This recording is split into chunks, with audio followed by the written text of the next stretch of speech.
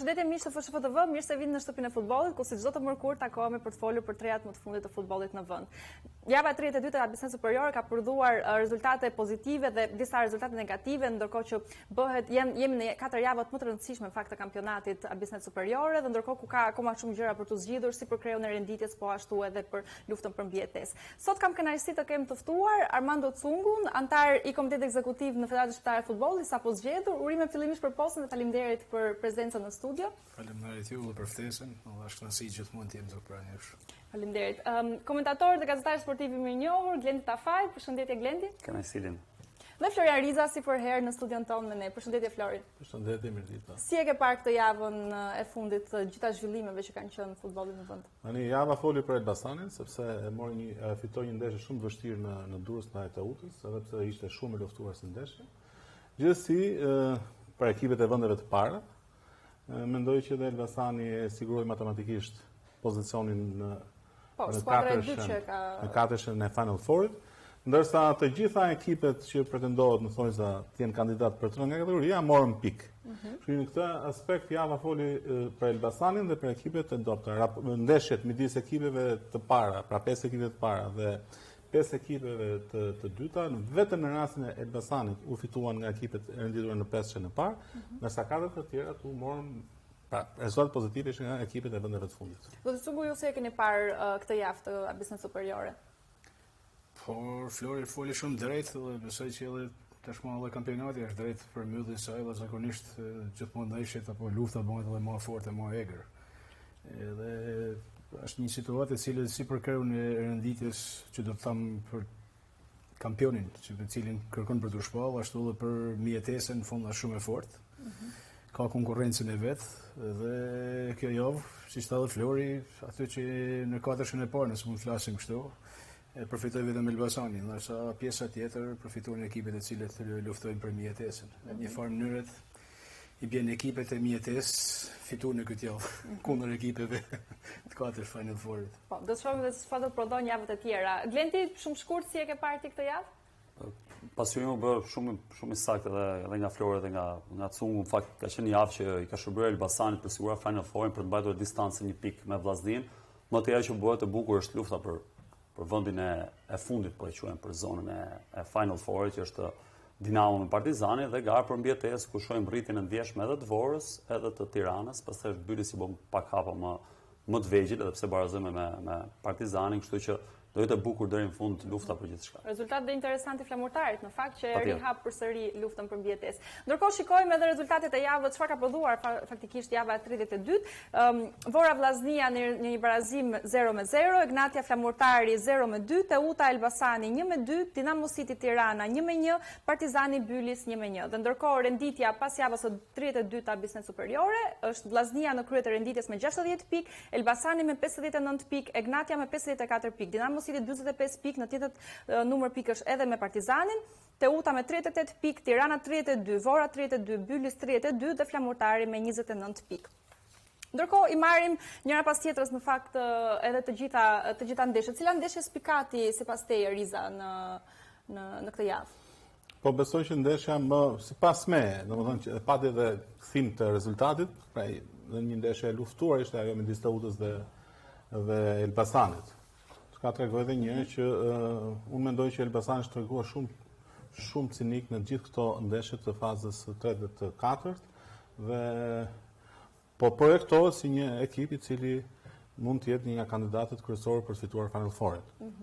Në këto momente, pra së bashku me Vllaznin, e cila padyshim që është udhëheqëse me merit plot e gjithë sezonit. Ndërsa ndeshjet e tjera mendoj që barazimet në futbollin shpeshherë nuk i klasifikojmë, duken ndoshta edhe po të ishin si pikë, do ishte edhe më e drejtë, por nuk i vlerësoj si ndeshje pozitive barazimet, ndërsa gjëja tjetër pozitive ishte edhe fitoria e Flamurtarit, e cila edhe një herë ju ofrua 3 ekipeve tjera që janë me pikë barabarta nga 32, për të parë ajo shanset e saj, sepse sa herë që një ndeshje kalon, aq më i pak të shansi matematik për të mbetur në Abisnet Superiore. Kështu që për momentin ajo i ka të gjitha të hapura dhe ajo llogarit qëndrimin e saj në superiore. Patjetër. Ndërkohë Elbasani u bë skuadra e dytë e cila matematikisht ka siguruar pjesëmarrje në Final Four dhe shikojmë edhe një tabelë me statistikat e Elbasanit në këtë sezon, 32 ndeshje, 59 pikë, 16 fitore, 11 barazime, 5 humbje, 41 gola të shënuar, 27 gola të postuar. Cungu,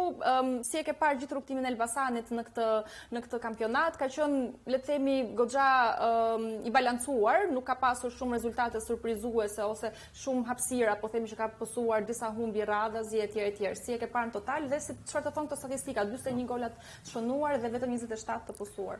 Fakti që nollet në vendin e dytë me 1 pikë distancë Lek Vllaznisë, e cila është e para si udhëheqës pothuajse e kampionatit që nga starti i saj deri në këtë moment që flasim, do të thotë që vetë ecuria e Elbasanit tregon shumë mirë që ka një ecuri shumë pozitive. Edhe vetë statistika që ju i paraqitet këtu tregojnë gjatë tillë.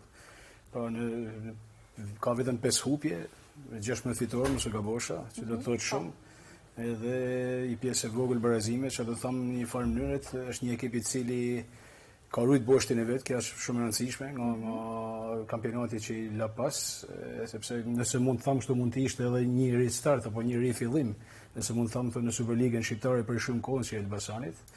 Edhe vjetë ishte shumë afër Final Fourit, por e hupin në momentet e fundit, nëse mund të thamë kështu.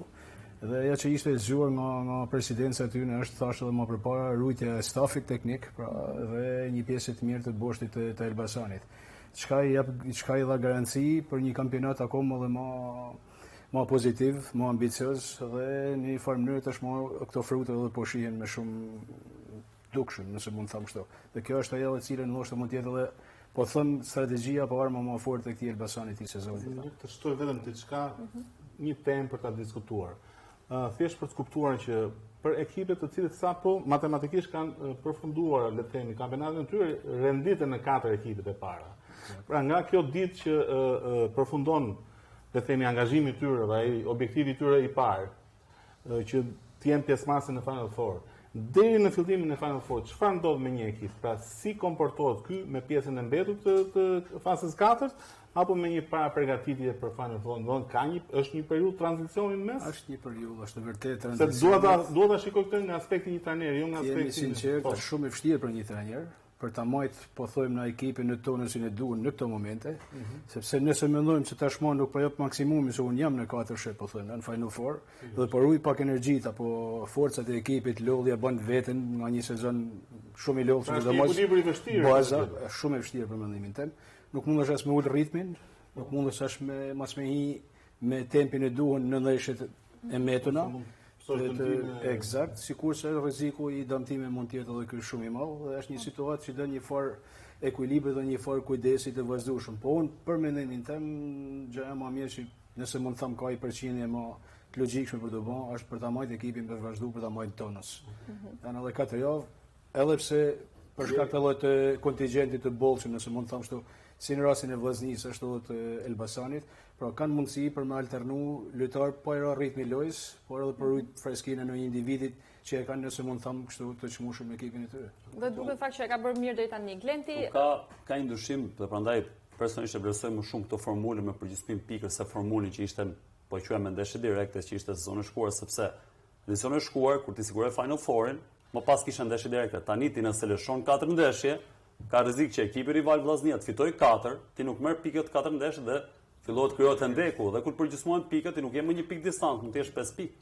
Pra nuk e ul dot ritmin edhe në këto 4 ndeshje sepse në krahasim me sezonin e kaluar tash më krijohet edhe një diferencë pikësh që ti nuk bën punë as në Final Four sepse po të krijosh 5-6 pikë distancë pastaj bëhet e vështirë. Okej, ka një të vërtetë se rregulloria kur ka ndryshuar në të gjithë pikat e saj. Pra nuk do të jetë në Final Four më rregulloria e sezonit shkuar kur ekipet ndahen 2 grupe dhe pastaj pra 2 të parë peshkojnë 3-4 në short. Do duhet me sistem grupi, secili do të luajë kundër secilit. Në këtë aspekt, nëse i fiton gjithë ndeshjet janë vend parë, siç është Vllaznia, fiton 3 ndeshjet që ke përduhet në Final Four dhe automatikisht shfaqet kampion. Kështu që varet se si e shikon. Krahasim me vitin e kaluar ti kur siguroi Final Four kishte syt vetëm tek ndeshjet që kishe në Final Four. Dhe ndeshjet e fundit nuk kishte ndonjë vlerë pikësh sepse ti kishe hyrë, kishe vetëm vlerë rendite. Kurse tani nuk qetësohesh dot shumë, sepse mund të fitoj kundërshtarin ndeshjet dhe pastaj edhe kur vjen Final Four, je i detyruar të fitosh gjithë ndeshjet që bën të prapë vështirë. Po ti referohesh asaj që pyeta unë, ka të bëjë me vetëm me rastin kur ke fituar në mënyrë matematike pjesëmarrjen në Final Four. Okay. Si do qoftë mbetemi pak më tepër tek ndeshja. Cungu një fitore me përmbysje dhe le të themi që Elbasani nga ekipet kryesuese është vetëm që bën detyrën këtë javë që merr pikë të plota. Si e pe ndeshjen në aspektin teknik? Një ndeshje, nëse mund të them kështu, tashmë si ka shkuar edhe nëse mund të them situata këtu në javën e fundit, duke pas parasysh se para kësaj ndeshje Vllaznia ishte shputën 5 pikë, mos qofshe gabim. Ju do të çdo kusht një farë mënyrë Elbasanit apo qoftë edhe Ignatius për të bërë një fitore dhe për të pretenduar hapjen fallës së Vllaznisë, gjatë cilën e bani në vorë për mendimin tim. Po.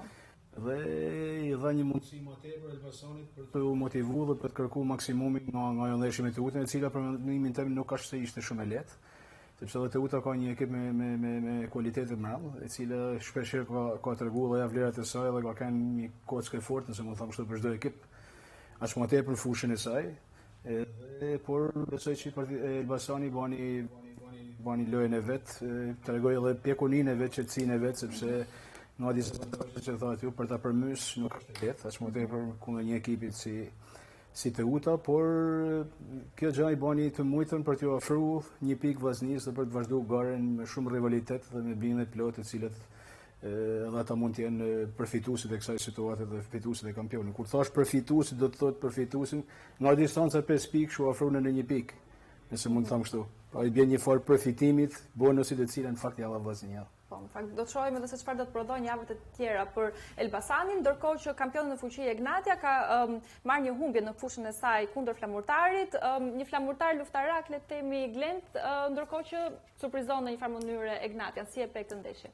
Po, në këtë pikë kampionat po shikojmë që gjithë skuadrat që janë për mbijetesë kanë bërë një hap të rëndësishëm përpara. Sidomos kjo fitore e Flamurtarit, po sikosh në 3 ndeshjet e fundit vetëm Byllisi ka humbur një herë, skuadrat e tjera flas për Tiranën, Borën dhe Flamurtarin nuk kanë humbur, diçka që nuk ndodhte në pjesën e parë të sezonit. Ishin skuadra që sistematikisht sonin humbje dhe ky është momenti ku Flamurtari duhet bëj lëvizjen.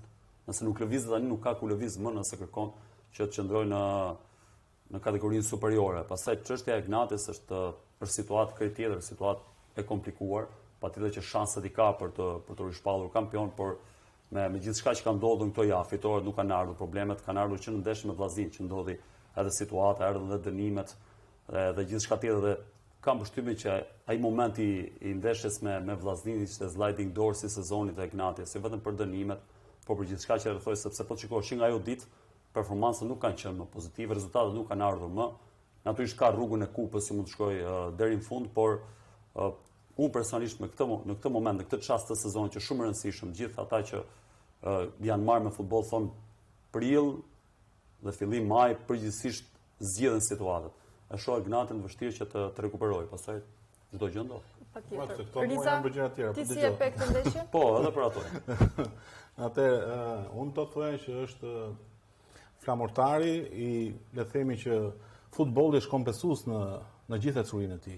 Ndoshta ka pasur disa javë radhazi ndeshjen në shtëpinë e tij, në të cilat ka luajtur jashtëzakonisht mirë, ka krijuar raste, ndoshta ka humbur edhe disa penalti që kanë qenë, le të themi, mundësia më e mirë për ta fituar një ndeshje, dhe pastaj papritur, pra për këtë arsye them që papritur, por nëpërmjet një lojë të mirë ti mund të shkosh te rezultati, siç vjen dhe ky rezultati jashtë fushë duke luajtur në Rogozhin ta Ignatius. Por ka ardhur si rezultat i kompensimit që një futbolli që për disa ndeshje ti nuk ka arritur ta fitosh një ndeshje për arsye të ndryshme, po ja vjen një moment që ti vazhdon të luash mirë dhe arrin ta fitosh këtë edhe ndaj një kundërshtar kaq fort sa është Ignatius në Rogozhin. Të treja ekipet përpara Flamurtarit kanë bërë me pot njëjtë pikë, pra kanë marrë një pikë dhe kanë me 32 pikë secila në treshën nga fundit të renditjes. Ndërsa vetë Flamurtari ka shkuar në kuotën 29 pikë. Do të them që nuk është e pamundur se cila nga këto ekipe do luajë fatet e saj për të përcaktuar këto dy ekipet që do të jenë shumë problem për secilin nëse do të bie, dhe shikoj ekipe shumë të mira, kanë luajtur futboll relativisht shumë të mirë gjatë gjithë sezonit. Dhe këto janë edhe diferencat e pakta ose pothuajse se ekzistojnë nëpërmjet ekipeve që edhe një ekip i vendit parë përfituesi që është Ignatia e gjen veten të përballet me Flamurtarin edhe ta humbasin ndeshjet. Ndoshta Flamurtari ka qenë i programuar për dalë në katërshen e parë në fillim të sezonit, por për shkak të një situate tjetër, ky kampionat që është i fortë në çdo ndeshje të tij, në çdo javë të tij, mund të prodhojë edhe një ekip i cili është programuar për të dalë në katësh ose kampion i Shqipërisë të jetë dhe një kandidat për të nga kategoria. Po. Ndërkohë Cungu, kur distanca e pikëve është vetëm me 3 pikë tashmë është ngushtuar, si e shikon flamurtarin dhe gjasat e saj për mbjetesë? Gja pozitive është sepse javë të fundit faktikisht edhe Flori është një flamurtar për mendimin tim paktën tjetër. Me gjitha në aspektin e dëshirës edhe luftës sportive që po tregon fushën e lojës. Patjetër që nuk është situatë e lehtë, sepse edhe vetë garat e cilët marrën me 4 javë, nuk është se ka distancë shumë madhe dhe të mundësi për me marrë frymë. Dhe në fakt ka disa ndeshje të vështira. Shikojmë dhe kalendarin e flamurtarit për ndeshjet e mbetura, do të presë në shtëpi Dinamo City, më pas do të ndeshjet ndaj Partizanit, më pas ndeshjet ndaj Teutës dhe për ta mbyllur kundër Vllaznisë. Përveç ndeshjeve të forta që ka, se në fakt kjo garë me 10 ekipe për mendimin tim është e fortë çdo javë. Dhe nuk ka as edhe një mundësia, pas edhe një javë në kuptimin e saj me marrë frymë. Unë ka herë bëj edhe si në batut, me marrë frymë me pip, i thënë. Sepse është shumë stresuese, shumë e lodhshme për trajnerët dhe për sportistat, jemi sinqert. Ku tanë ekipet janë forta, tanë ekipet kanë kualitetet e veta, të gjitha kërkojnë me marrë maksimumin në çdo situatë, në çdo ndeshje. Dhe natyrshëm që bëhet e vështirë për çdo ekip, për çdo trajner pavarësisht emrave të ekipeve, nëse janë ekipe me emra legjendare, po thojmë apo ekipe të reja në Superligën shqiptare. Pra do të them që është një kampionat shumë i vështirë, që të jemi sinqert. Kjo nuk e bën vetëm më të vështirë për flamurtarin çështja e shortit që ka javën e fundit, por besoj që siç kërkon flamurtari, po edhe që kërkojnë edhe ekipet tjera që janë afër aty për të ikë kësaj situate të vështirë. Ku me drejt thallë Flori, por nuk ka se do të binë 2 direkt, por edhe ajo që është e vendit 8, por është një vujtje në vendit e cilën ne kanë bërë provë për ai vjetët me Laçin. Edhe di çfarë do të them shumë mirë. E kuptoj shumë mirë se çfarë do të thotë i gjatë tillë, por asgjë asnjëherë nuk e di. E rëndësishme që flamurtari është një ekip i cili janë animal i futbollit shqiptar, të cilët është organizuar për ambicie të tjera dhe për projekte të tjera, por që situata ndodhet në këtë moment që është. Por ata djem dhe ekip patjetër që të kërkohet që të napin maksimumin në këto ndeshje 4 javë të metona dhe futbollit nuk i dihet kur. Nuk ka se nuk kanë shanse, 3 pikë, një ndeshje është, nëse mund të them, se nëse gabon njëri, përfiton ti, balancat mund të ndryshojnë. Mund të ndryshojnë. Po, patjetër. Ndërkohë kryesuesit aktual të kampionatit, Vllaznia ndalën një barazim 0-0 në Vor. Glenti si e pe, është një hap pas le të themi Vllaznisë duke marrë parasysh edhe rezultatin pozitiv të ndjekësve më të afërt të Elbasanit? Sigurisht, në këtë moment ku ndodhet Vllaznia duhet që të marrë maksimumin e pikëve në mënyrë që distanca të jetë në distancë mirë me Elbasanin, sepse personisht është shumë vështirë që në fund të ketë distancë dhe shkohet në final four me distancë shkurtër mes Vllaznisë dhe Elbasanit. Është diçka që mund ndodhë në të kampionat Flori, thamë drejt, çdo skuadër mund të marrë pikë. Pra nuk kemi dhe ka kohë që në kampionatin shqiptar nuk kemi diferenca kaq të mëdha që një skuadër ka të papranueshme një barazim në Vor, por më tepër që luhet një ndeshje në transfer dhe gjithçka tjetër. Pavarësisht barazimit, Vllaznia ka aspektet pozitiv, se është një skuadër që mbron shumë mirë, skuadra që ka mbrojtur më të mirë të kampionatit, skuadra që ka 5 ndeshje që nuk pëson gol. Nëse ka një handicap të vogël që ndoshta rregullohet, sepse kjo ndodh çdo sulmues, është mungesa pak e golit balet që u bë mos ka bërë gati 6 ndeshje që nuk janë rrjetën. Natyrisht kjo është aspekt që Vllaznia e vuan në realizimin e goleve, po të shohësh rezultatet ku nuk shënon balej, atëherë tek Vllaznia burimet për të shkuar te goli janë të pakta. Dhe kjo i ka penalizuar pak edhe në transfert me Vorën, edhe pse Vora është një nga skuadrat më të mira në moment, por llogaritën 5 ndeshje të fundit është diku në vendin e 5 në kampionat për rezultatet që ka marrë. Kështu që po shohim edhe rritjen e skuadrave që janë në garë për mbjetesë dhe kjo ndodh në përgjithsisht në kampionat të botë që kur vjen fundi, skuadrat që janë luftë për mbjetesë kanë gjithmonë një marsh më tepër dhe krijojnë dhe këto rezultate që janë papritura në letër, por në fushë ndodhin që janë dhe barazimet e skuadrave kryesuese me skuadrat që janë në luftë për kategori. Riza, ti si e pe këtë ndeshje? Ishte luftë dhe dëshirë shumë e madhe e Vorës, apo ndoshta një lloj relaksimi i Vllaznisë në këtë fazë të kampionatit? Ja, të dyja. Domethënë futbolli njëm që, domethënë ai që gjenden në pozitë vështirë, ai që ka atë, le të themi, qëndresën në kategori, ai e ka dhe dëshirën më të madhe për të atuar në fushën e tij. Vllaznia mund të jetë edhe ky proces i tranzicionit, mund të ketë një periudhë 2 javore, 3 javore, sepse edhe thash, objektivi arrihet, pastaj ka një lojtar që s'është aktivizuar fare dhe ai kërkon që të ketë një fare aktivizimi me trajnerin Cungu, pa folëm që ky është një ekuilibër i vështirë për të gjetur nga trajneri, si duhet i trajtojë lojtarët e formacionit, a duhet të mbazë pikët që janë në dispozicion për të mos humbur atë distancën me ekipet e tjera në renditje, a do të pretendojë që të fitojë të treja ndeshjet dhe pra janë disa pikë pyetje që shtrohen trajnerit. Ndoshta kjo e bën ndeshjen edhe pak më të lehtë për Vorën. Për Vorën kemi thënë për javë të tëra që është një ekip që di të luajë shumë mirë dhe ka prodhuar futboll dhe jashtë fushë, pra nuk ka qenë Vora ekip fushë. Por ka qenë që pjesën të madhe të fazave të para për shkak se nuk i luajti dot në shtëpi për shkak të stadiumit, arriti të marrë pikë pozitive, por në ndeshjen që është kthyer në Vorë, ka zhvilluar ndeshje relativisht shumë të mira në raport me emrin që ka Vora, sepse Vora sapo ka hyrë në futbollin profesionist shqiptar. Edhe është e vështirë që të adoptohesh kaq mirë sa është adoptuar Vora në këtë vit të parë të pjesëmarrjes së në kampionat. Shurë shoh që të luash kundër Vllaznisë detyrimisht është shumë e vështirë. Dhe ta mundesh Vllazninë është shumë e vështirë. Por një rezultat pa gole edhe mund ta rrotash. Po ta synosh atë që në fillim. Po, Cungu ti je një vllaznim mirë, mund të bëjmë bashkë një analizë, po themi të 32 javëve të Vllaznisë në këtë kampionat, edhe në drejtimin e të trajnerit Edi Martini. Si e ke parë Vllaznin hap pas hapi? Unë kam pa një vllazni që është e vërteta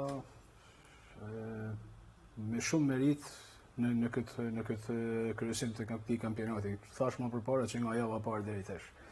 Një vllaznia e cila unë kam shprehur publikisht dhe vazhdoj të rritë mendimit, mund të jetë vllaznia më e mirë e 35 viteve demokraci, në kuptimin e kontingjentit dhe kualiteteve cilësisë që ka në ekipin e saj. Dhe kjo është një bonus shumë i madh për një klub, për një trajner, për të pas një nivel tillë. Sikurse ka pas edhe momentet e saj në një çekuilibrit, nëse mund të them kështu, në rezultate, sidomos në fazën e dytë. Shkojmë duket për 7 javë, mëse u gabum, ju i monim, besoj statistikat më mirë se në trajner. Para disa javësh. Eksakt, dhe hupja në Vlorë i bani një farë, po thojmë na përgjumjet, apo një farë mini krizët, nëse mund të them kështu vllaznit, e cila nga një distancë që krijoi u reduktu shumë shpejt. Po kështu ka një 3 javë të fundit përsëri që ka po të njëjtën problematik, nëse mund të them kështu. Ndoshta edhe për mungesë të një lojtarit, por u thash një kontingjent si te Vllaznia nuk ka se mund të citosh, mund ta krijosh idenë apo mund ta thuash se një problem i cili mungon final lojtar. Pra, nuk Vllaznia trajneri gjithmonë kthen kryt Kostoli ka herë kur do të marrë vendime. Te Vllaznia kthen kryt po pikë problemi sepse nuk ka se të bjen rendimenti apo në cilësia lojtarëve në fushën e lojës. Kjo është një luks që thash shumë e madh. Jam dakord edhe me Glendin, i cili thotë për shkakun e mungesës së goleve të javës të fundit balës, po flasim për një lider i cili qofsha i gabum për 3 vjet të Vllaznia, po që një lider i vërtet, boll prezenca e tij, figura e tij, eksperjenca e tij, emri i tij do të thotë shumë për një ekip si Vllaznia, edhe kur nuk është në ditë të tija ndoshta, sepse një sulmues nuk është e thanën për të shënuar javë për javë gola. Kanë edhe ata atë ciklin e vet, nëse mund të them sot një pauzë, shpresoj që mos jetë as e gjatë. Por përsëri duke dalë edhe herë të kontingjenti i Vllaznisë, nuk ka kontribu bala, po ka kontribu Dodaj, një lojtar i cili edhe pse si zëvendësu gjithmonë, por i ka dhënë ndeshjet e fundit Vllaznisë 9 pikë me golat e Dodajs. Pra do të them se nuk ka këtë problematikë dhe jo më kot Vllaznia është në këtë situatë në krye të tabelës. Megjithëse bani për mendimin tim në Vorë një hap fals nuk ishte e lehtë, pas e Vora kishte më shumë dëshirë. E kërkote më tepër, dukte se kishte më shumë nevojë për pikë, po si të qoftë faza që erdhi kampionati me 1 pikë tashmë edhe Elbasanit, Vllaznia u dote të bëte një diçka më tepër, ç'është e vërteta, gjatë cilën në fakt nuk e pas shumë. Atë Vllaznia agresive, luftarake, duke presuar, duke mos e leju kundërshtarin nëpërmjet presionit për zhvilluar lojën e tyre. Sikurse dy fjalë edhe për Vorën shumë pozitive, shkurtimisht për mos hanar edhe minutat e tuaja të emisionit. Unë nuk do t'i bëj më tepër përshkrim ashtu si i bani Flori, si i bani në mënyrë ideale për mendimin tim. Meriton shumë komplimente për atë çka ka bën deri në këtë moment që flasim, por ndoshta mund të jetë edhe një problematike vogël tek ekipi i Vorë, sepse nuk e ka kontingjentin e ekipeve, po thojmë në Vllaznia, Elbasanit, qoftë ndoshta edhe në ekipin tjetër. Sepse një lojtar, dy lojtar mund të krijojnë edhe problemet e veta. Aq më tepër do i referohem këtu Karric, i cili në fazën e parë, në ndeshjen e para me Vorën, pothuajse ishte personi i cili e merrte ekipin për dorët, krijonte situata golshënuesi këtij ekipi dhe Vorën e pamë deri në vendin e 5 të renditjes, madje të kërkuar ndoshta edhe Final Four në momente të caktuara. Me damtimin e Karric, tam drejtën ka lënë një fort boshllëkut aty, po gjithsesi ritmi dhe dëshira e këtij ekipi të lojtarëve me ndeshje të bukura si sta Flori nuk i ka munguar dhe natyrshëm që është një ekip i cili për mendimin tim meriton të jetë në vazhdimsinë superiore. Po, për ta mbyllur me Vllaznia, mendon se ky është viti që Vllaznia realisht mund të ngrejë titullin kampion pas shumë vitesh, duke marrë parasysh që çdo gjë ndoshta mund vendoset edhe tek ndeshja e fundit e Final Fourit, që më gjas mund të jetë me Elbasanin, duke marrë parasysh edhe renditën aktuale. Po, tash Vllaznia ka për mi gati, po ka fiks 25 vjet po dal kampion. Dhe nuk ka shpak për një emën si Vllaznia. As më tepër nuk e ka përdim kollaj një tifozëri dhe një qytet si Shkodra.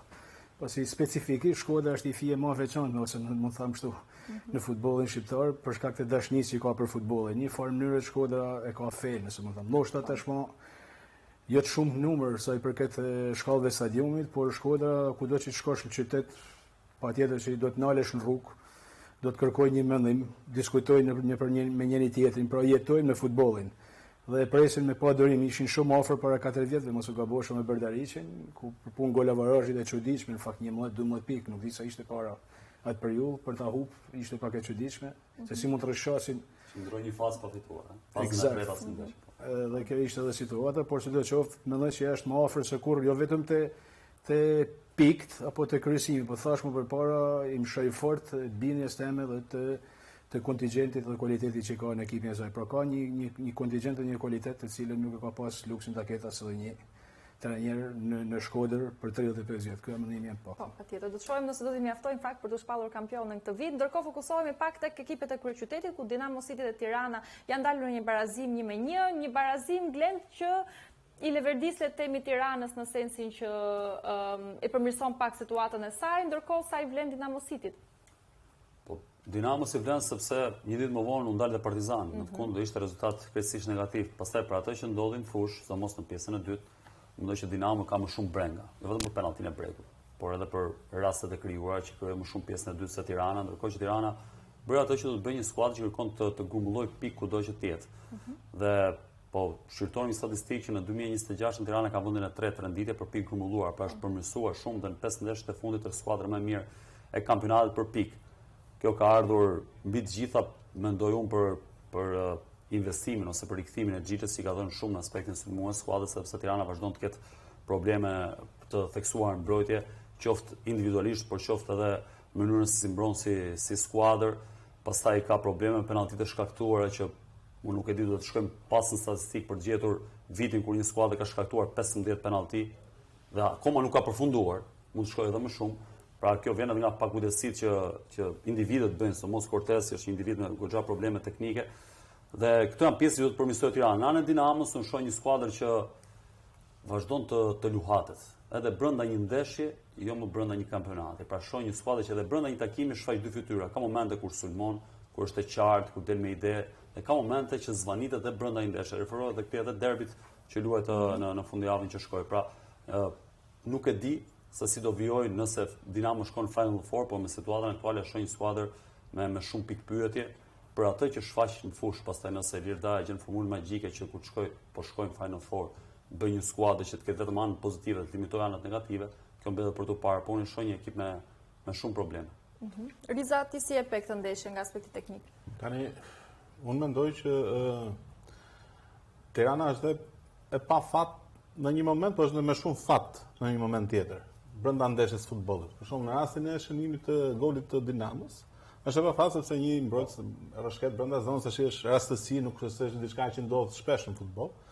Por ama edhe është me fat për shkak se penalltin pastaj që u akudua kundër Tiranës, Bregu nuk arriti ta shënojë.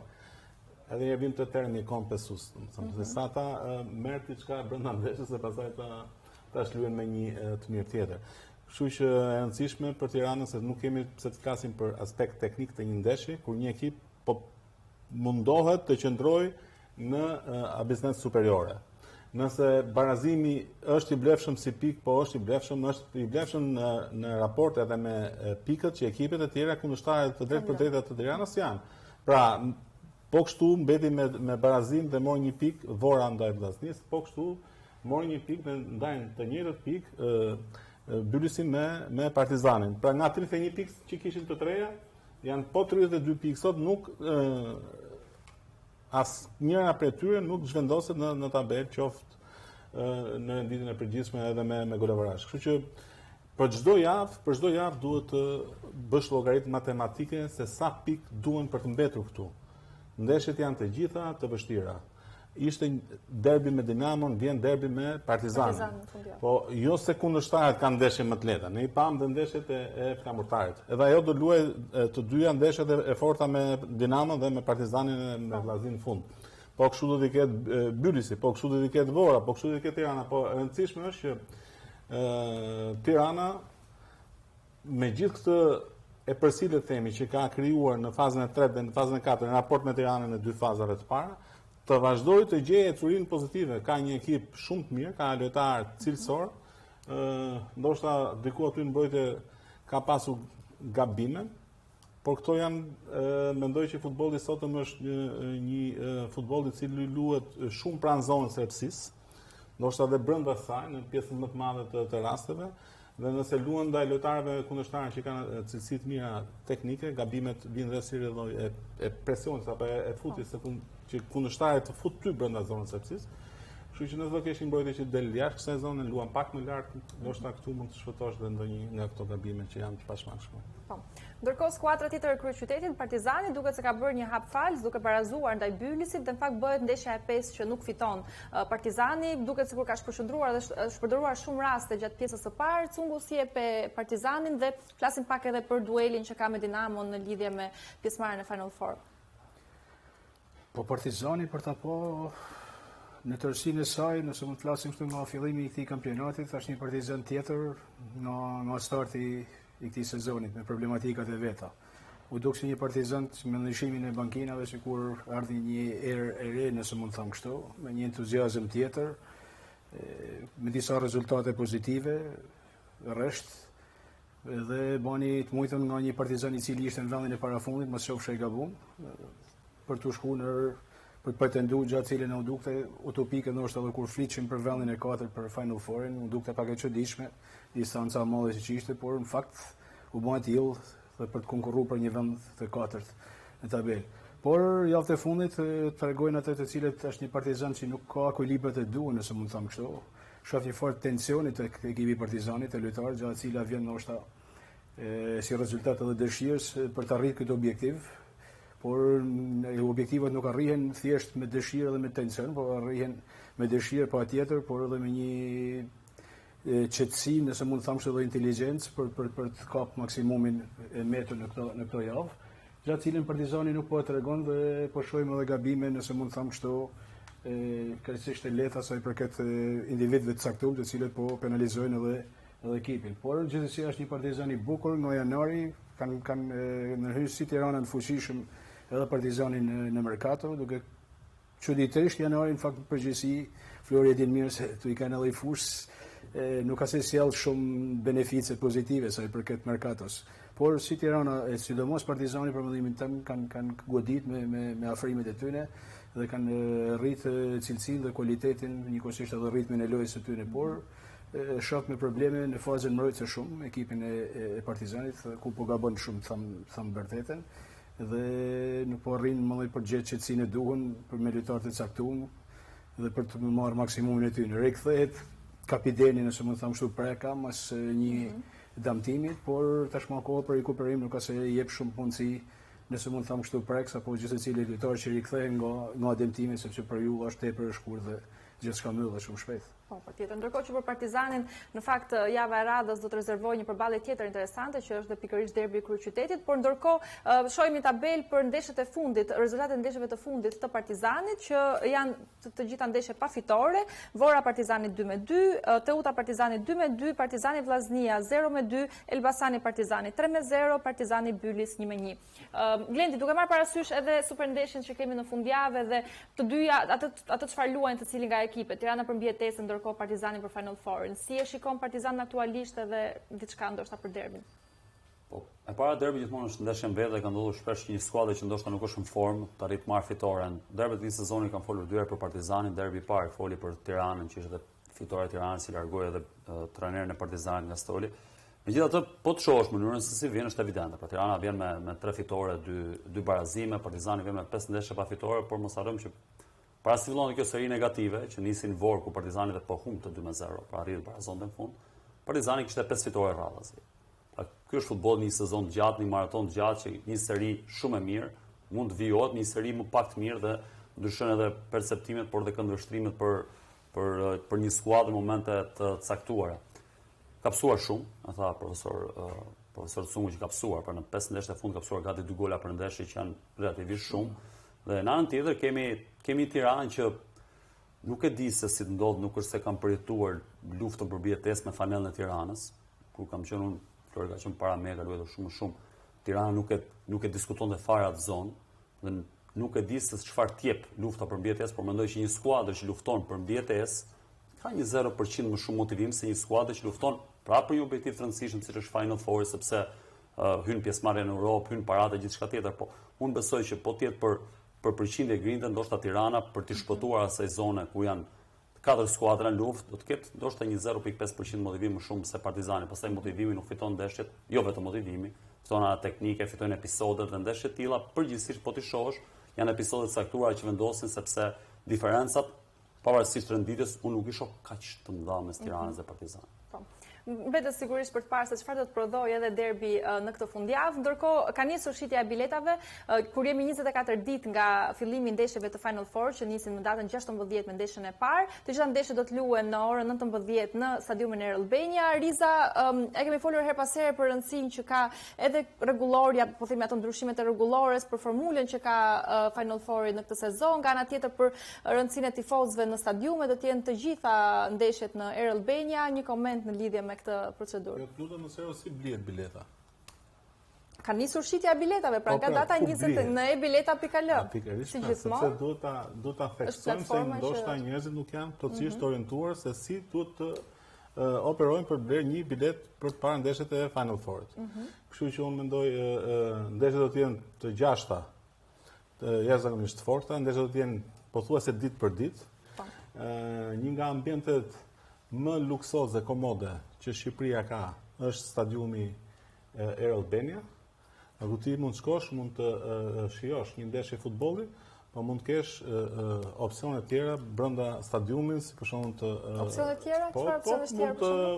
Mund të ushqesh, mund të pish, mund të dëfresh aty, ka muzikë përpara ndeshjes, ka muzikë në pushimin e saj, pra nuk është thjesht një ndeshje futbolli, pra siç e thash, vet stadiumit të thret që të kesh dhe një diçka më tepër, ndoshta për ta parë, për ta shijuar stadiumin përgjithsisht, se thash është një nga godinat më luksoze dhe më komode që ka Tirana dhe Shqipëria. Dhe që është walking distance, distancë mund të shkosh në këmbë, të eviton dhe trafikun, dhe kjo është një nga aspekt më pozitiv që ka Albania, për mendimin tim që ti nuk ke nevojë fare të marrësh automjetin, por nisesh në këmbë dhe shijon një ndeshje ashtu si duhet. Po, patjetër. Siç e lajmëruam më herët, patjetër që ka nisur shitja e biletave, biletat mund të aksesohen në portalin ibileta.al, si gjithmonë që aty është portali ku blihen edhe biletat për kombëtaren dhe për çdo lloj aktiviteti tjetër sportiv. Ndërkohë e mbyllim me A-bin superior dhe fokusohemi te Kupa e Shqipërisë, sepse dy gjysmëfinalet do të luhen, janë dy gjysmëfinalet midis Elbasanit dhe Egnatias dhe nga ana tjetër Vllaznia kundër Dinamos. Si shikon këto dy përballje, Cungu? Po mendoj siç është Final Fouri, ashtu ka rënë Kupa e Shqipërisë, se më them se pra deri në këtë moment që flasim, mendoj se janë me shumë drejtë këto ekipe në katërshe të Kupës së Shqipërisë, pra këto ekipet më të mira për ata që kanë dhënë deri në këtë moment që flasim. Do besoj se janë të dyja të luftuar me shumë, ekipet të cilët pavarësisht se nuk do të jetë lehtë për të luftuar në dy fronte, pra asnjërin prej tyre, por besoj se çdo kush do të të merrte çdo gjë nga një sezon. Në këto kushte besoj se do të jetë të luftuar me shumë, duke pasur parasysh edhe rezultatet e ndeshjeve të para. Ku Vllaznia është e hapur praktikisht. Eksakt. Përderisa janë të hapur të dyja ndeshjet, besoj se gjithçka luhet për gjithçka dhe thash ekipe si Vllaznia mund ta kenë luksin dhe e kanë luksin, mund ta kenë luksin për të menaxhuar disi situatën, qoftë edhe për kupën dhe për të rrit freskinë për ndeshjen e rrallës pas pak ditëve të kampionatit. Besoj se edhe Elbasani është në një luks të tillë, por kështu edhe Dinamo për mendimin tim ka një ekip kualitativ, cilësor, me individ shumë cilësor, që është e vërteta, mund të ketë një problematik vogël, por nuk njoh ekip në botë që nuk ka një problematik vogël. Kështu që, por është ajo që tham Glendi me shumë të drejtë, Dinamoja nuk po ngroh, ka javë tana, është një ekip i cili nuk tregon ekuilibër, edhe ndoshta këta mund të jenë edhe gjëra të cilat ndoshta ja zbehen sa do pak ndoshta entuziazmin kujdo që këto momente flet në aspektin teknik, sa i përket të vazhdimësisë, ecurisë, një dinamo gjithçka mund të ndodhi, mund fitojnë edhe kupën e Shqipërisë, do të thotë asgjë, por qasat duken pak si më të lartë ndoshta për sa i përket Dinamos. Por edhe Ignatia ka bën disa javë të këndshme, nuk e di një farë mënyrë duke sikur ka hap rrugë, nëse mund të them kështu. Jo ka hap rrugë në sensin e keq, por ka hap rrugë e ka lshu i fije, nuk e di pse vedin, sikur një ekip i cili ishte shumë afër edhe ata për të luftuar për kampion, sikur se edhe në katërshet parë, por duket me javët e fundit në esheve të kampionatit, sikur Avenit, sikur është ku di, LOL, sikur diçka nova aty me atë ekip, gjëra që nuk i bën mirë as Ignatis, por as futbollit shqiptar do ishte shumë e mirë të luftohet të konkurronte siç ka kanë dinjitoze që nga pjesëmarrja e saj nëse mund të them kështu në Super League. Për 4 vitesh diçka e tillë apo 5, nuk e di sa janë bën eksaktësisht. Por janë ndoshta ky çifti mund të jetë fije më problem këtyre dy ekipeve të sa i përket kësaj katërsh. Blendi, duke marrë parasysh që edhe Kupa e Shqipërisë mund të sigurojë një bilet për në Europë, sa rëndësi do t'i japin dhe sa vlerë do të kenë, po themi, një shkuarje në finale për ekipe që ndoshta edhe në kampionatës në Final Four mbase mund të mos arrijnë dot suksesin që mund të duan. Më duket si gjithmonë Kupa e vetëm Shqipëri, po në gjithë botën duket si një kompeticion pak i znobuar në krahasim me kampionatin, por nuk është se ne këtu kemi 48 kupa për të marrë një sezon dhe duhet znobuar. Kupa e Shqipërisë vetëm që është rrugë për të shkuar në Europë, që dim gjithë përfitimin që ka, por është rrugë për të marrë një trofe. Dhe çdo skuadër dhe çdo futbollist, sigurisht që kampionati ka pak më tepër vlerë, por çdo futbollist ka dëshirë të fitojë sa më shumë trofe të jetë mundur dhe nuk ka se si të anashkalojë një kompeticion ku ti me pak ndeshje fiton trofe. Nëse kampionat duhet maraton e gjatë, në Kupën e Shqipërisë me 6-7 takime ti mund të edhe të shkosh dhe të fitosh trofeun.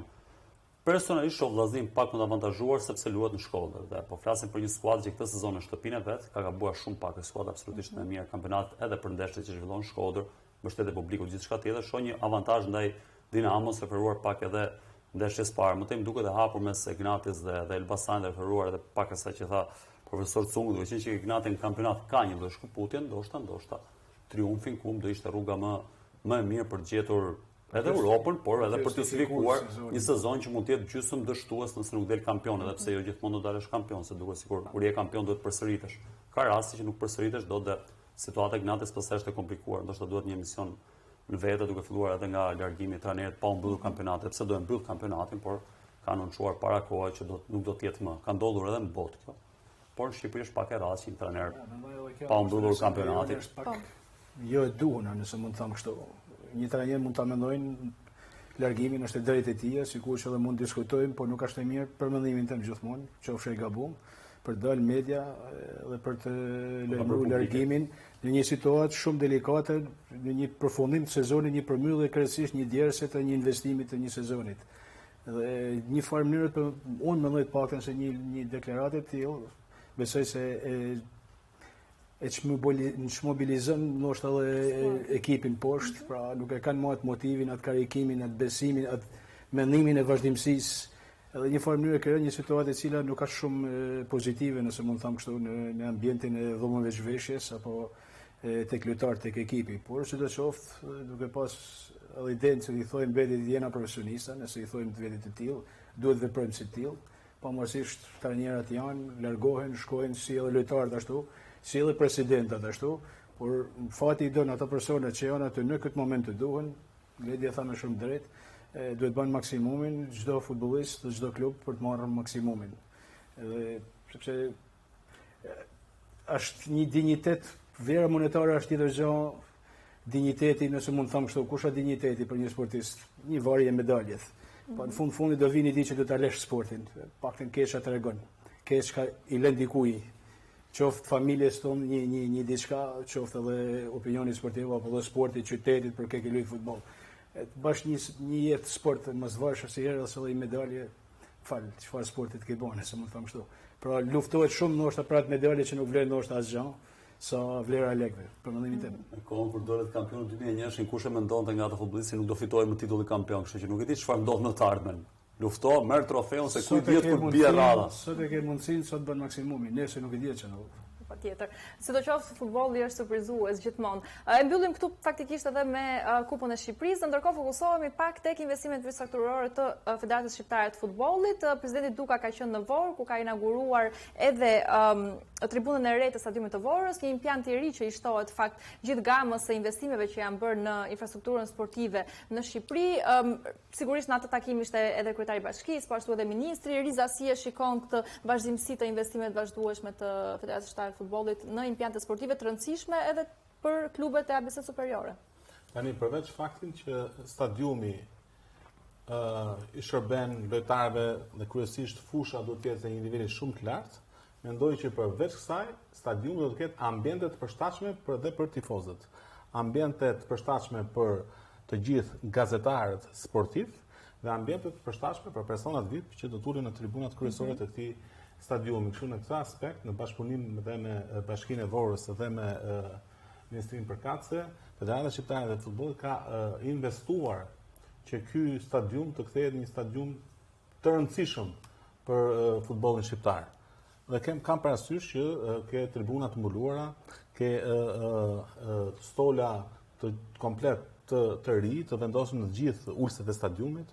Pra një stadium i cili për nga kapaciteti ndoshta është me kapacitet të ulët njerëz që do të jenë në stadium, por është optimal për zonën në cilën ndodhet. Dhe do të jetë një stadium i cili her pas here do të përdoret dhe nga Federata Shqiptare e Futbollit për aktivitete kombëtare që zhvillohen për gjithë grup moshat e ekipeve kombëtare që ne marrim pjesë në mini turnet e organizuar nga UEFA në vendin tonë. Në vendin tonë, po patjetër. Ndërkohë duke mbetur përsëri tek investimet infrastrukturore, në mbledhjen e djeshme të Komitetit Ekzekutiv të Federatës Shqiptare të Futbollit janë marrë disa vendime të rëndësishme në lidhje me investimet si në stadiumin e Albania, po ashtu në Arenën Demave, në kuadër sigurisht edhe të përzgjedhjes së këtyre dy stadiumeve për të qenë mikpritëse të ndeshjeve të kampionatit për 21 vjeçarët në vitin 2027. Cungu na jep disa detaje më tepër ku do të konsistojë eksaktësisht ndërhyrja.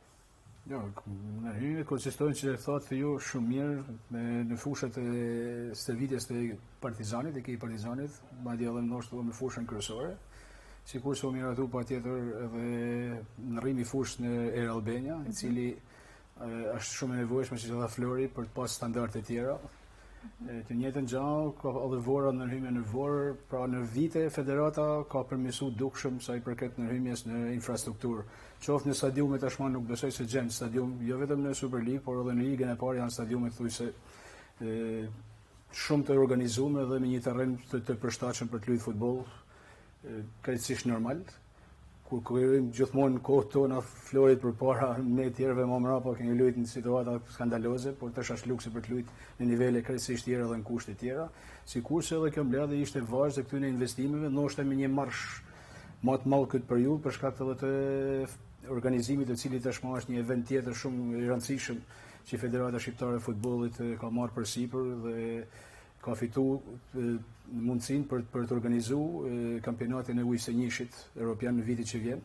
Dhe në këtë kuadër patjetër që kërkohet edhe ndryshim në infrastrukturë, qoftë në fusha të një stadiumit tek tuk, siç është rasti ndoshta i Partizanit, për shkak të situatës së fushave sintetike për t'i kthyer ndoshta në me bar, jo ndoshta, po duhen kthyer me bar origjinal.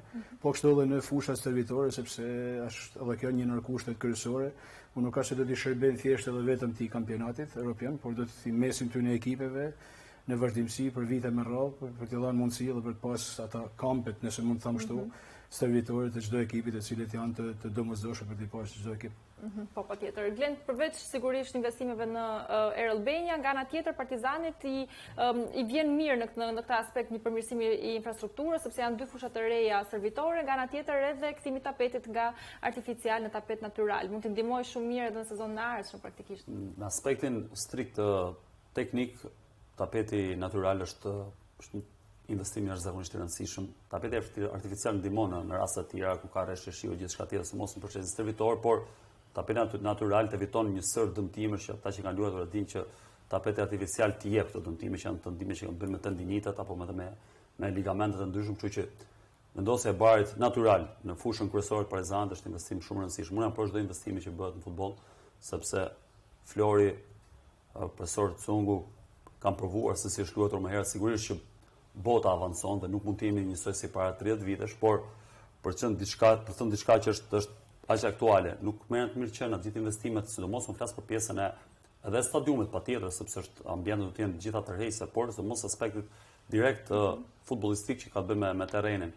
Sot nuk i ke këto kushte në rajon, pa shkuar larg. Nuk i ke as Maqedoni e Veriut, nuk i ke as në Kosovë, nuk i ke as në Malzi kushtet të terreneve sportive.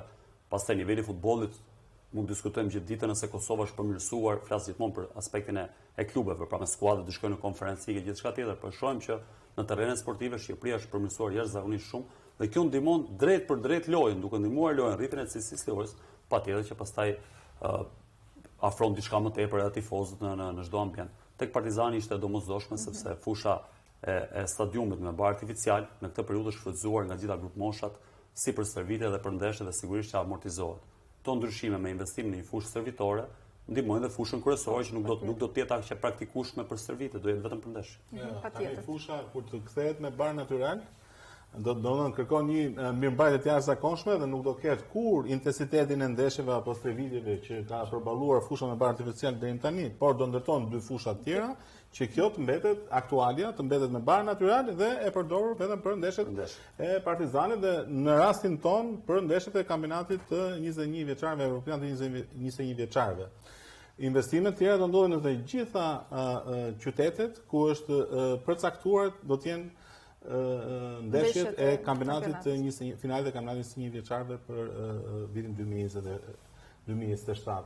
Kështu që nuk e se do ndalojnë investimet, do vazhdojnë në të gjitha drejtimet, por jo vetëm për faktin që kemi një kampionat evropian për të zhvilluar këtu në vendin tonë, por që do të kemi vazhdimisht rritje të cilësisë së nivelit të stadiumeve, rritje të cilësisë të nivelit të fushave të stadiumeve dhe rritje të cilësisë të fushave të stërvitjes. Të gjitha këto na kanë bërë të kuptojmë, shiko, nëse i kthemi një logjike të thjeshtë, përpara 15 ose 20 vjetëve, në përgjithësi në futbollin shqiptar mungonin elementet kryesorë të lojës futbollit. Pra mungonin fushat, mungonin topat e futbollit dhe mungonin këto këpucët e futbollit. Përveç këpucëve e futbollit që e kemi lënë akoma secilit t'i ble sepse janë plotësisht individuale, materialet sportive, fushat e futbollit dhe topat e futbollit janë të gjitha të investuara nga Federata Shqiptare e Futbollit. Por çfarë ka sjell kjo? Pra ky është investimi është gjigant, por në njëjtën kohë ka sjell rritje të numrit të gjithë futbollistëve që marrin pjesë në të gjitha kompeticionet që zhvillon Federata Shqiptare e Futbollit dhe shoqata rajonale.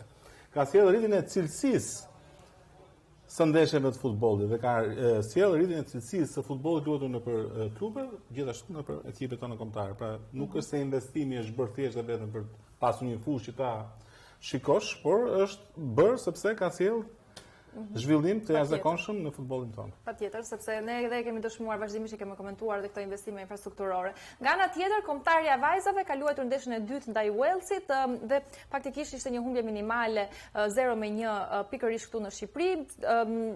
Tungu, si e ke parë kombëtaren e vajzave, po bëhet një betejë e vështirë le të themi për të qëndruar në Ligën B, por kanë treguar edhe sinjale shumë pozitive, në fakt, edhe tek ndeshja e fundit, por edhe te ndeshjet e mëparshme, një ndeshje fituar me Malnezi për shembull. Ja, unë kam kanë prezent edhe në Malnezin, Podgoricë për ta parë ndeshjen e kombëtarës vajzave, ku cilën thënë drejtën me shumë të kënaqur, jo vetëm për rezultatin, por për shpirtin e garës dhe për atë që dhanë në fushën e lojës, për të mos folur më për dy golet që ishin të shumë bukur, njëri më i bukur se tjetri. Që është e vërtetë. Të njëjtën gjë, patjetër që presim tashmë ndeshjen me Walesin, por më falni me Çekin, që do jetë në 3 qershor mas qofshë e gabum. Dhe do jetë në ndeshja e kthimit e Malnezi, por duhet me patjetër na duhen se s'bën që të marrim paktën 3 pikë me Malnezi dhe për të pa më grupe tjera se si mund të kombinohen për sa i përket qëllimit në këtë vazë, por për të folur realitetin për mundësitë që ka futbolli shqiptar i vajzave, sepse duhet ta pranojmë gjithë se është një futboll i ndërtuar vonë, nëse mund të them kështu, edhe jo e lehtë për gjetë vajza shumë për të vazhduar për të marrë një ritëm, një traditë, për të kërkuar një përmirësim të jashtëzakonshëm, por është një grup vajzash i cili ka vite që e morën këtë ritëm në nivele shumë mira, me rezultate shumë mira, gjithmonë duke pa mundësitë, thash edhe herë, në rritjet e futbollit shqiptar, por edhe super ekipe të cilët nuk është e lehtë për të përballuar me ta, por gjithsesi kjo nuk do të thotë që i ka stopu apo i ka ndalu vajzat për të bërë ndeshje dhe rezultate të mira. Edhe ndeshja me Walesin, pavarësisht një ekip i cili nuk është i lehtë, në fushën e lojës, treguan në këtë ndeshje në fundit, në këtu, treguan një nivel shumë mirë, ishte gjëna për mendimin tim, por janë situata shumë të delikate të vogla, të cilat shpesh herë edhe futbolli nuk ka se të drejt atij që është më i miri apo që në më të mirë në fushën e lojës. Kishin shumë mundësi të mira për të marrë një rezultat pozitiv. Qoftë edhe barazim minimale, por fitoria do ishte luks, por edhe barazimi ishte pranueshëm për duke pasur gjithmonë kundërshtarin që kishin përballë. Mundësit ishin reale, shku me disa herë tek porta kundërshtarit për të rrezikuar. Dhe një pakujtesi e vogël në mbrojtjen tonë, panit mundën që kundërshtarit të shënonte një gol. Por duhet pa përpara, presim ndeshjen me Çekinë edhe sidomos në veçanti thashë edhe përpara me Malnezi, për të bërë maksimumin dhe për të shpresuar për qëndrimin në këtë vazë. Po, patjetër, sigurisht që ju urojmë shumë suksese edhe vajzave kuqezi për ndeshjet e qershorit. Ndërkohë, këto ishin diskutimet që kishim fakt për këtë puntat të emisionit në shtëpinë e futbollit. Unë dua të falenderoj Armando Cungun, Glend Tafaj, po ashtu edhe Florian Riza si për herë që është pjesë e programit tonë. Ne do të shihemi të mërkurën tjetër, deri atëherë mirupafshim.